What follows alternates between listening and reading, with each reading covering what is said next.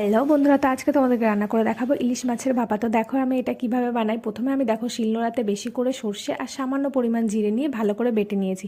এরপর দেখো বাটা মশলাটাতে আমি লঙ্কার গুঁড়ো ভালো করে মিশিয়ে নিলাম। এরপর লঙ্কার গুঁড়ো মশলাটায় মেশানোর পরে মাছগুলো টিফিন বাটিতে নিয়ে নিলাম, কেটে রাখা মাছগুলো। এরপর দেখো মাছের মধ্যে ওই মশলাটা যেটা আমি মিশিয়ে রেখেছিলাম ভালো করে দিয়ে দিলাম পুরোটা। তারপর দেখো দিয়ে দিচ্ছি, পরিমাণে একটু বেশিই দেবে সর্ষের তেল, তাহলে ঝাঁজটা ভালো হবে।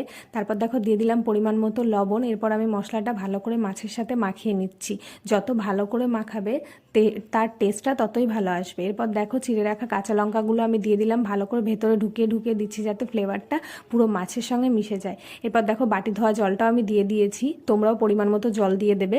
তারপর দেখো গরম জলের মধ্যে কড়াইতে আমি গরম জল দিয়ে দিয়েছিলাম, ওর মধ্যে বসিয়ে দিলাম শিলনোড়া চাপা দিয়ে ভাপা হতে। 20 মিনিট পরে দেখো আমার ভাপাটা পুরো রেডি হয়ে গেছে। দারুণ হয়েছিল এটা খেতে। তো দেখা হচ্ছে পরের ভিডিওতে। বাই।